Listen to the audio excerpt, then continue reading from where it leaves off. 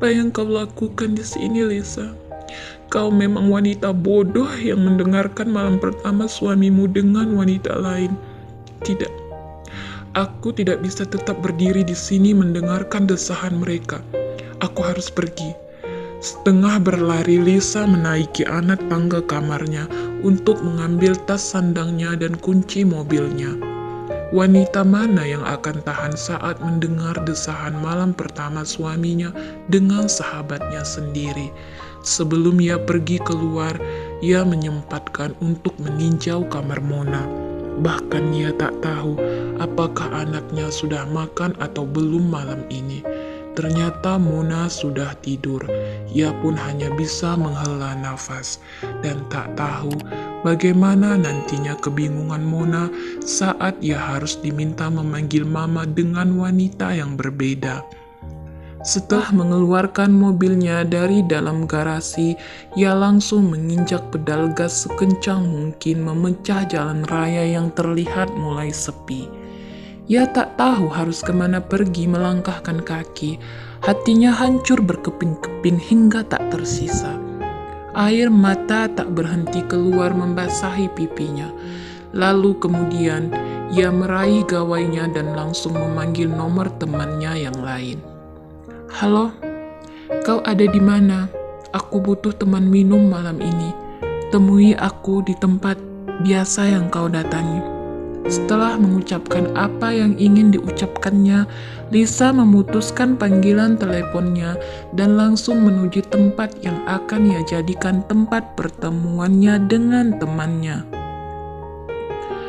Alunan musik disko berdentang begitu keras terdengar membahana mengisi seluruh ruangan. Lampu kerlap-kerlip, warna-warni terlihat sangat indah. Lisa berjalan masuk membawa kesedihan yang ada di dalam hatinya memasuki bar untuk pertama kalinya dalam hidupnya. Dulunya bar adalah tempat yang sangat ia benci karena kebisingan orang berteriak-teriak tidak jelas di dalamnya. Namun masalah dalam hidupnya memaksanya untuk merasakan gemerlapnya dunia malam. Beri aku minum, pinta Lisa setelah menduduki kursi dekat meja bartender dengan tatapan mata kosong. Sekeras apa ia mencoba melupakan apa yang baru saja ia dengar saat berada di dalam rumah. Namun, suara itu masih saja selalu terngiang-ngiang di indera pendengarannya. Anda mau minum apa, Nona? Tanya pria yang menghidangkan minuman untuk para tamu yang mengunjungi barnya. Apa saja, aku harus melupakan semua kenanganku dengannya. Tentu saja dia tak mengerti minuman apa yang harus dia minum atau pesan sejenis apa yang sering diminum orang-orang saat mengunjungi bar. Apa? Apa kau mengatakan sesuatu? Aku tidak bisa mendengar apa yang kau katakan. Bicaralah sedikit keras. Titah pria itu sedikit berteriak karena musik yang berdentang begitu keras. Kenapa kau berteriak padaku? Aku bicara bagus-bagus denganmu. Aku tidak tuli, jadi tidak perlu berteriak-teriak saat bicara padaku.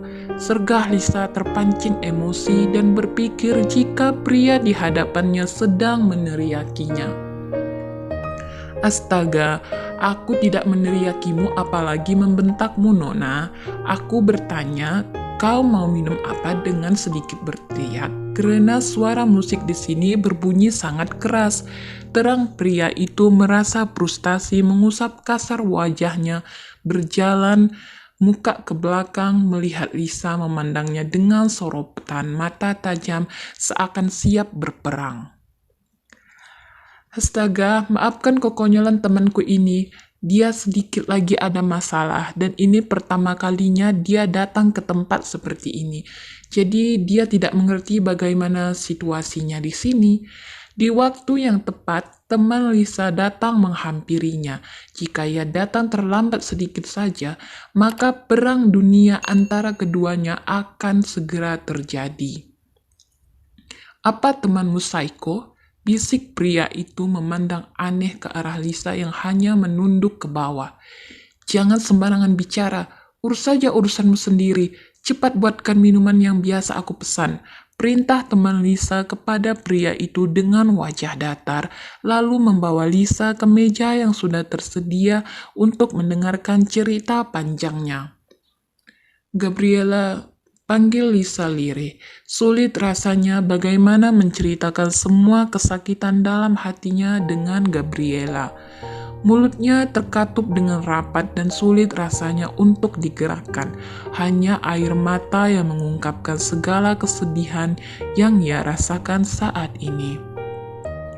Tenanglah Lisa, sebelum bicara, tarik nafaslah terlebih dahulu agar memudahkanmu untuk bicara, ucap Gabriela memandang sendu ke arah Lisa. Sesuai dengan yang diperintahkan Gabriela, Lisa mengikuti sarannya. Perlahan ia mulai menarik nafas panjang, lalu ia hembuskan pelan-pelan. Berulang kali ia lakukan hal yang sama sampai ia benar-benar merasa cukup mampu untuk menceritakan semuanya dengan temannya yang terlihat sudah siap untuk mendengarkan keluh kesahnya malam ini. Bagaimana? Apa perasaanmu sudah sedikit membaik? Jika sudah, maka ceritakanlah secara perlahan, ucap Gabriela begitu penasaran apa yang sudah membuat sahabatnya terlihat begitu sangat sedih malam ini. Padahal sebelumnya, Lisa dan selalu terlihat bahagia setiap harinya.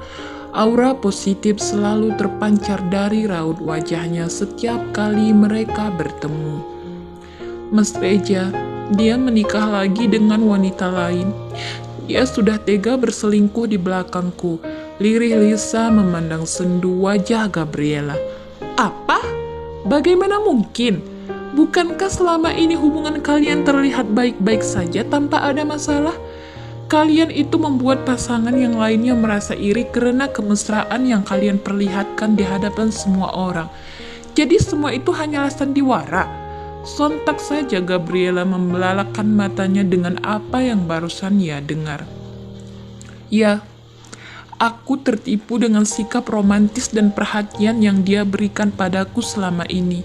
Kasih sayang, cintanya, perhatiannya, ternyata semuanya hanyalah kebohongan dari dalam dirinya. Sekarang aku tahu bagaimana rasa sakitnya. Imbuh Lisa dengan air mata berkilauan di matanya. Dasar pria bajingan. Ternyata semua pria itu tidak ada bedanya. Kalau melihat wanita bening sedikit saja langsung kepincut. Geram Gabriela menggertakkan giginya menahan kemarahan yang bergelora dalam dirinya. Bersambung.